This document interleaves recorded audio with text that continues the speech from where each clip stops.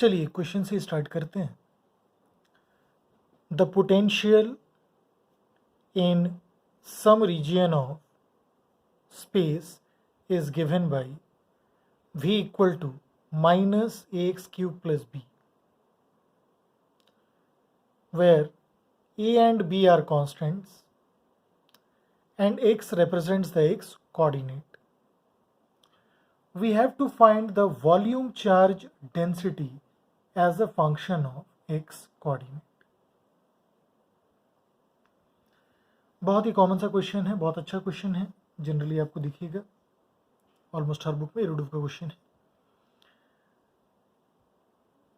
हमको volume charge density find करनी है। गॉस लॉ का यूज करेंगे हम लोग। दो तरीके सीखेंगे गॉस लॉ से सॉल्व करने की इस प्रॉब्लम को। एक है इंटीग्रल फॉर्म जो कि हम लोग जानते हैं, एक और नया फॉर्म जो कि सिर्फ और सिर्फ तब यूज करेंगे हम लोग जब हमसे वॉल्यूम चार्ज डेंसिटी पूछी जाए, and that form is nothing but differential form of Gauss law. इसको सीखेंगे हम।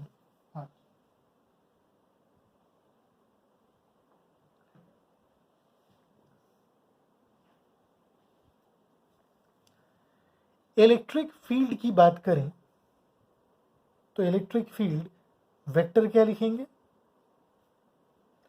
Minus del v by del x, I cap, y cap और जे कैप देने की जरूरत नहीं पड़ेगी यहाँ।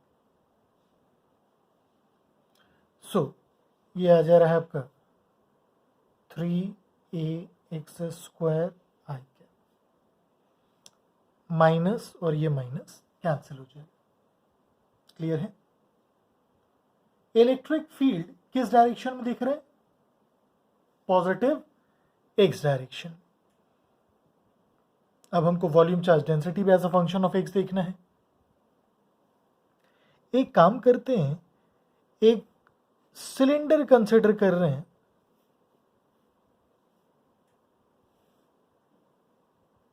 जिसका एक्सिस एक्स एक्सिस पे ही है,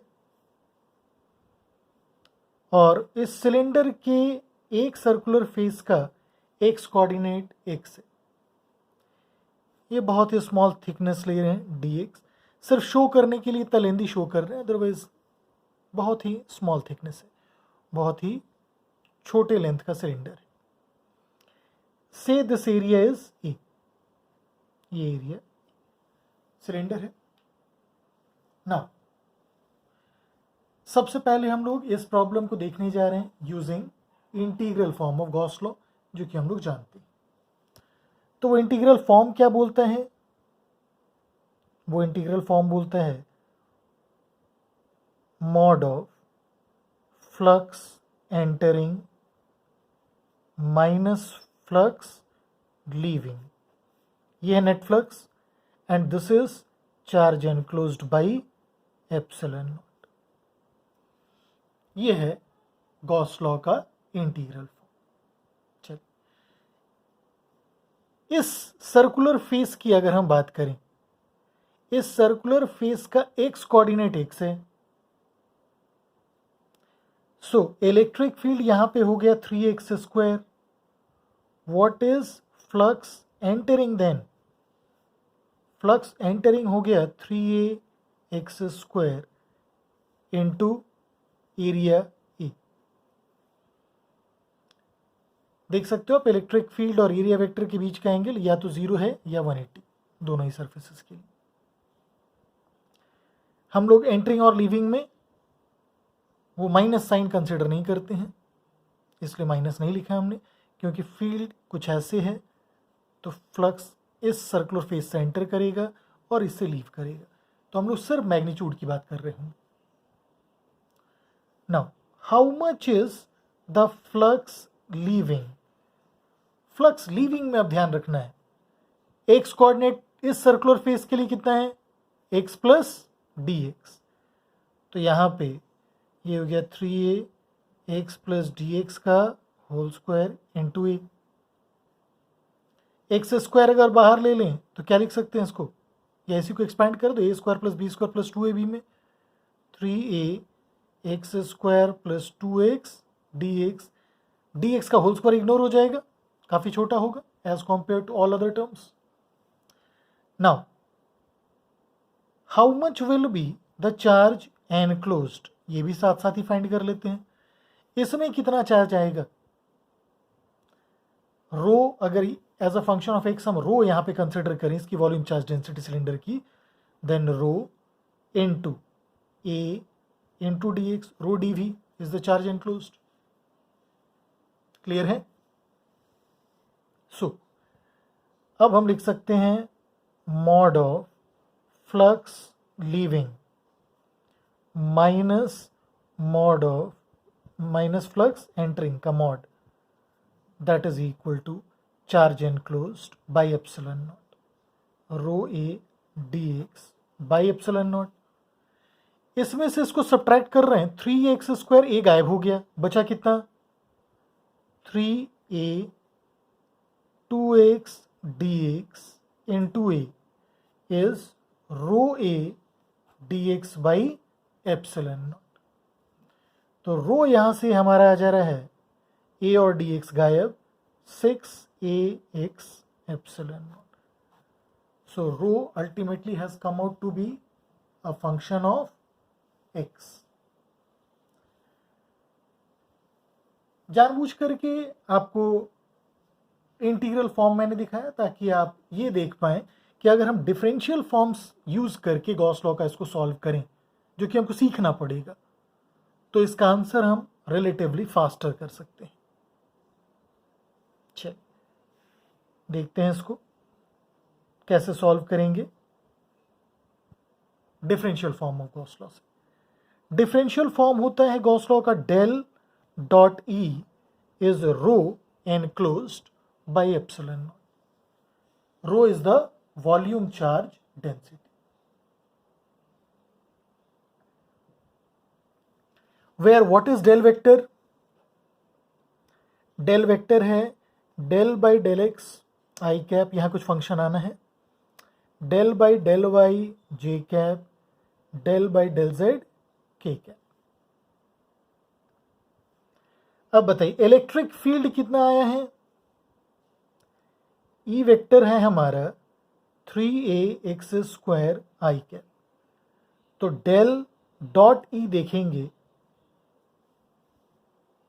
कितना आएगा, डेल डॉट ई ये आ गया del by del x of 3ax square, i dot i 1, j dot j भी 0 होगा, के डॉट के भी 0 होगा, ये आ गया आपका 6ax, एक्स स्क्वायर का 2x डिफ्रेंशिएशन आ गया, is rho by epsilon naught. Rho कितना आ गया 6 एप्सिलॉन नॉट एक्स.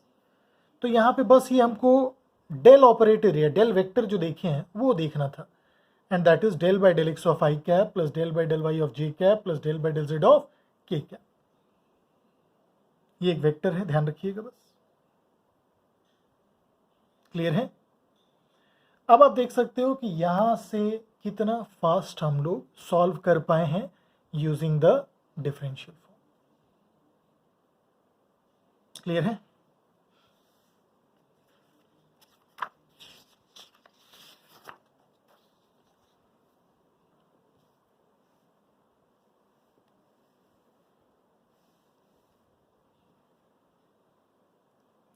अब बिल्कुल इसी तरीके से देखेंगे जो पोटेंशियल है in some region is given by minus a r square plus b. This is potential inside a spherical ball. Potential inside a charged spherical ball. ठीक है. किसी स्फेरिकल बॉल के अंदर का potential is given by v equal to minus a r square plus b, where a and b are constants and r is distance from the center of the ball.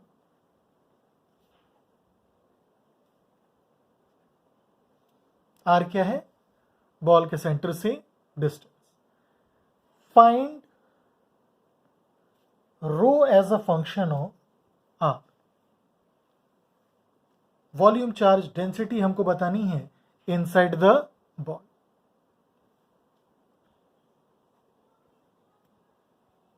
Clear है? अब ये v अगर आप देखेंगे कितना है, minus a r square plus b. R is distance from the centre. Definitely अगर हम एक स्फीयर की बात कर रहे हैं तो जो फील्ड होना चाहिए, सिमेट्री कैसे दिख रही है, रेडियल, तो जो फील्ड होगा रेडियल डायरेक्शन में ही होगा। तो इलेक्ट्रिक फील्ड वेक्टर लिख सकते हैं minus d v by d r r cap. और मैग्नीट्यूड की बात करें तो ये आ गया आपका 2 AR r cap, means radially outwards है ये फील्ड। क्लियर? अब फिर से इसको हम लोग सबसे पहले सॉल्व करते हैं using integral form. Integral form से अगर देखने जाएं तो क्या करते हैं, सपोज आर रेडियस का और डी आर थिकनेस का एक एलिमेंट कंसिडर कर लिया। फील्ड कैसा है, रेडियली आउटवर्ड्स। फील्ड अगर रेडियली आउटवर्ड्स है तो इस एलिमेंट में इनर सरफेस से एंटर करता दिखेगा या आउटर सरफेस से? Clearly electric field inner surface से एंटर करता हुआ दिखेगा और आउटर सरफेस से लीव करता दिखेगा। क्लियर है? So how much is the flux entering? Flux entering क्या लिखेंगे, इलेक्ट्रिक फील्ड आर डिस्टेंस पे है 2AR into surface area 4πr square. Clear है? ये जो एंटर करता दिख रहा है हर तरफ से एंटर कर रहा होगा, सर्कल सिमेट्री है।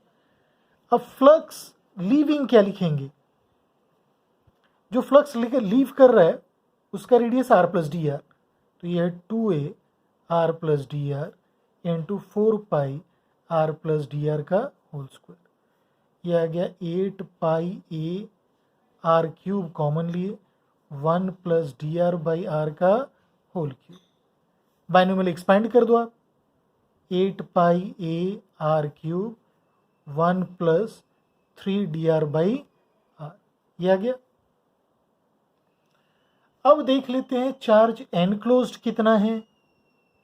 तो चार्ज एनक्लोज्ड अगर आप देखोगे that will be given by rho into elementary volume 4πr square into d r. ये है आपका charge enclosed. So mod of flux leaving minus flux entering, ये कितना, charge enclosed rho into 4πr square d r by epsilon naught. So what we have basically written, net flux is charge enclosed by epsilon not.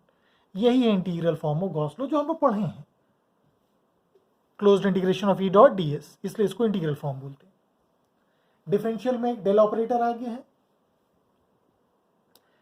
ये कितना आ जाएगा, इसमें से इस term को minus करो आप, you will be left with 8πAr cube, सिर्फ सेकेंड टर्म बचेगा 3dr बाई आर, एक आर कैंसिल, ये आर स्क्वायर, ये हो गया rho into 4πr square d r by epsilon not.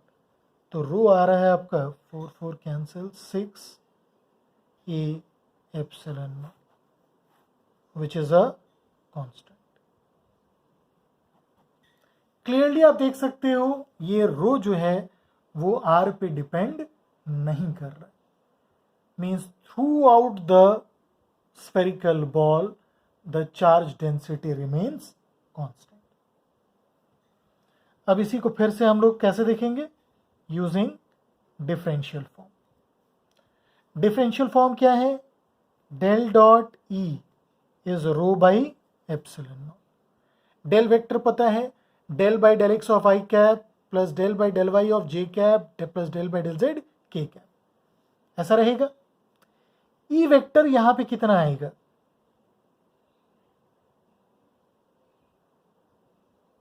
E vector अगर हम लिखें तो ये आएगा आपका, यहीं से देख रहे हैं, ई वेक्टर इज वी कितना था,